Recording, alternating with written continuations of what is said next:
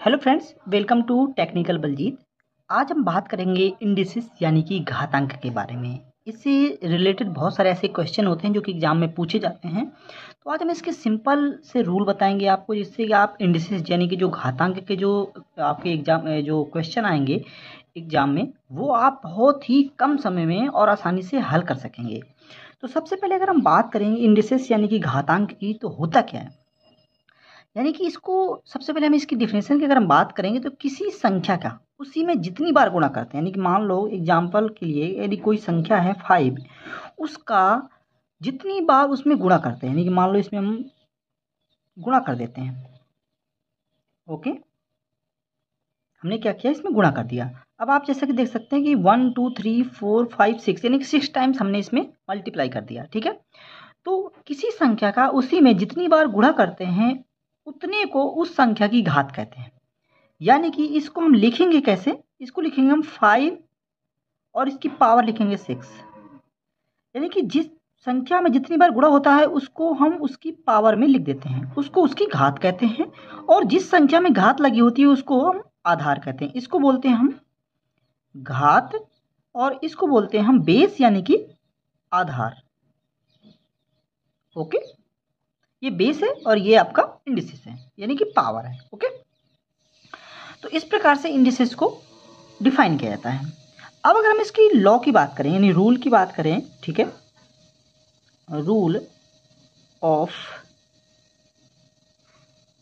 Indices,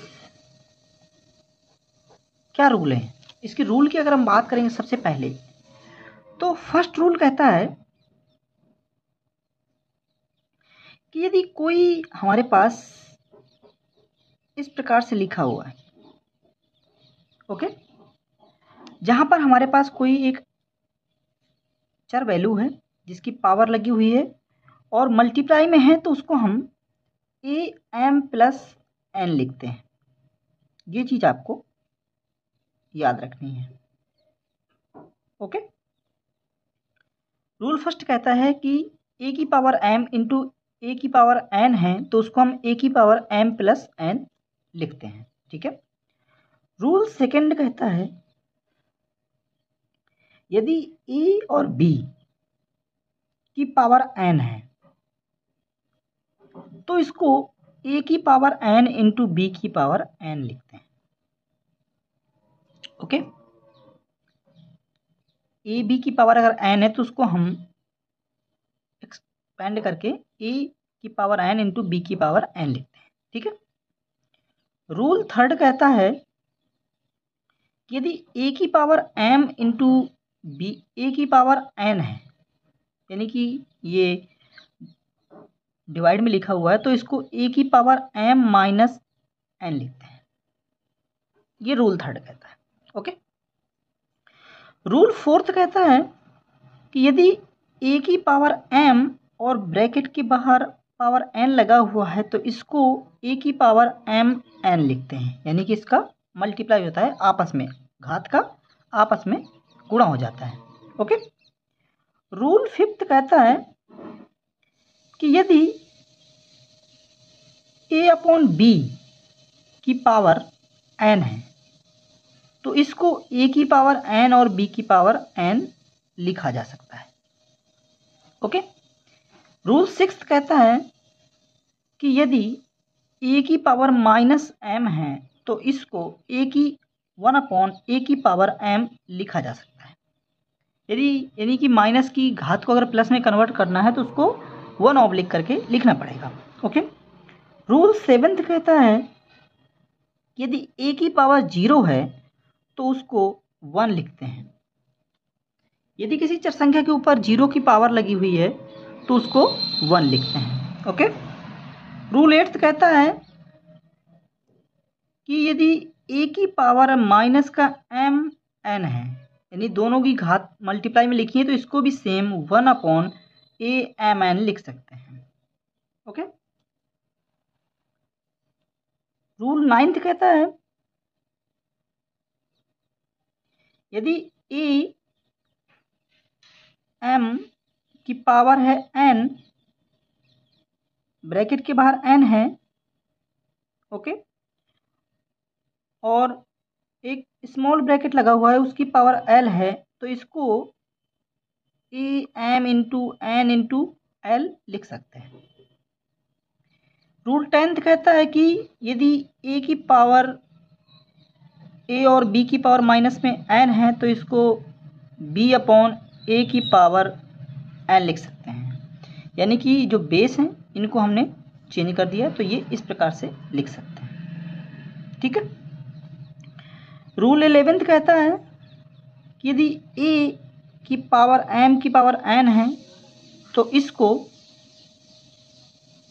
ए और bracket में M n लिख सकते हैं।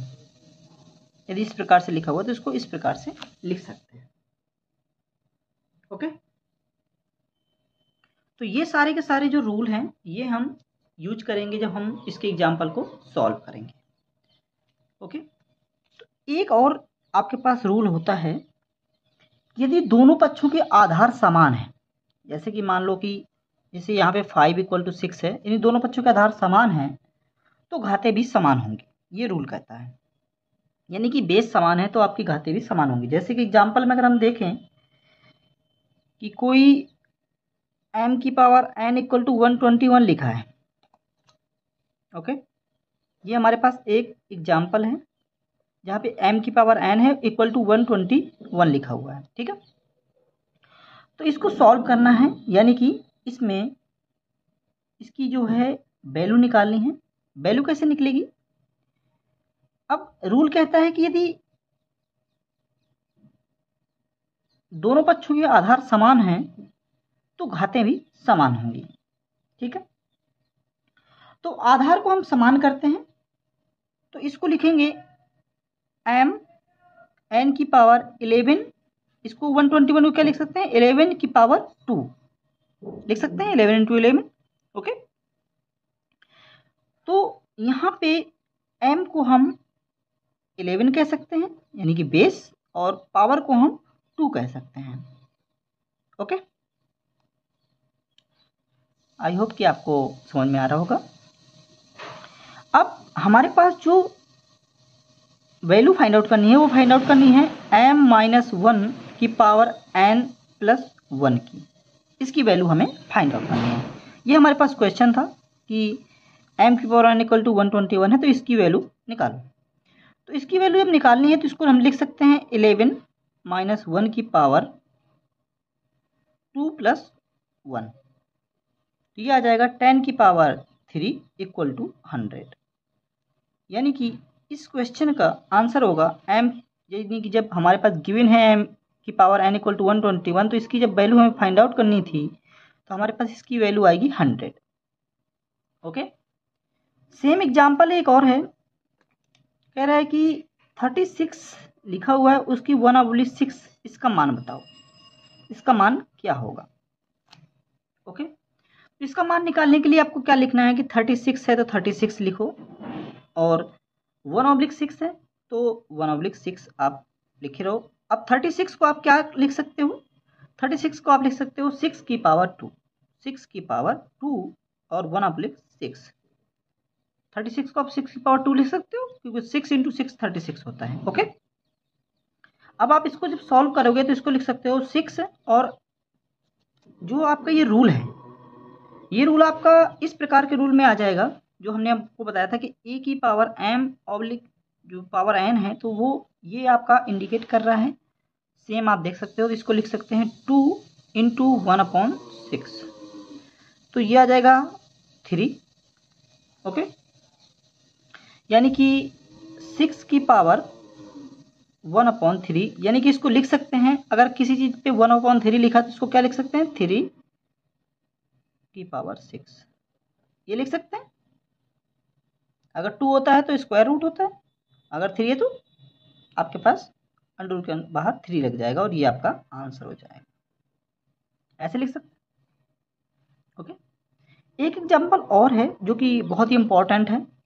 ये लिखा हुआ है कि 5 की पावर 1/4 इंटू 125 की पावर है 0.25 इसका मान ज्ञात करना है। कह रहा है कि इसका मान बताओ। तो इसका मान कैसे निकालेंगे? इसका मान भी बहुत सिंपल तरीके से निकालेंगे। अब जैसे लिखा है हुआ 5 की पावर 1/4 इंटू, अब देखिए 125 है, 125 का क्या लिख सकते हो? 5 की पावर 3, 5 इंटू 5 इंटू 5 125। ओके, अब ये आप आ जाएगा। अब ये देखो 0.25 लिखा हुआ है। अब 0.25 में जैसे 0.25 लिखा हुआ है, इसको मैं अगर 100 में कन्वर्ट करूं तो इसको इस प्रकार से लिख सकता हूं। अगर मैं इसके दशमलव हटा दूं तो नीचे 2 1 इक्वल टू 2 जीरो हो जाएंगे। तो इसको मैं लिख सकता हूं 25 और ऑब्लिक 100, ये लिख सकता हूं। आई होप कि समझ में आ रहा होगा। अब इसको मैं क्या लिख सकता हूं? इसको लिख सकता हूं 5 1/4 इंटू 5 3 लिखो, और इसको क्या लिख सकता हूं? 1/4 लिख सकता हूं।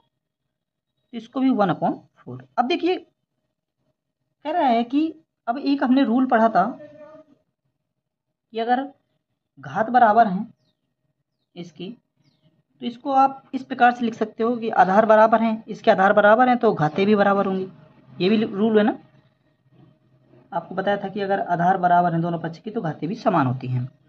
तो 5 की पावर 1/4 है, इंटू में लिखा हुआ है 5 की पावर 3/4, ये लिखा हुआ है।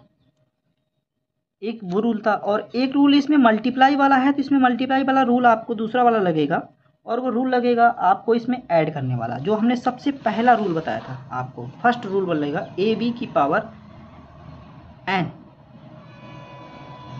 आपको ये रूल लगेगा, सॉरी फर्स्ट रूल ए की पावर एम इंटू ए की power n equal to a m plus n. तो ये रूल लगाएंगे हम, तो आएगा 5 1/4 प्लस 3/4। ओके, तो यानी कि 5 के पावर 4/4, तो 4 से 4 कट जाएगा तो आपका 5 इक्वल टू 1, यानी कि वैल्यू आ जाएगी आपकी 5। ये आपका आंसर होगा इस सिंपल से क्वेश्चन का। ठीक है, तो इस प्रकार से जो इंडिसेस यानी कि घातांक के जो रूल होते हैं वो इसी को फॉलो करते हैं। आपको सिर्फ ये याद रखने हैं, जो 11 रूल हैं और आपके पास एक जो है यानी कि घात, जो आपके पास रूल होता है कि दोनों पक्ष का आधार समान है तो घातें भी समान होंगी, वो रूल, और आपके पास 11 ये रूल हैं। ये आपको याद रखने हैं सिर्फ इंडिसेस के लिए यानी कि घातांक के लिए। बाकी आपके सारे के सारे जो क्वेश्चन हैं वो बहुत ही इजी तरीके से सॉल्व हो जाएंगे। Okay, thank you for watching. ऐसे ही वीडियो के लिए हमारे चैनल को सब्सक्राइब करके बेल आइकन जरूर प्रेस करिएगा। Thank you.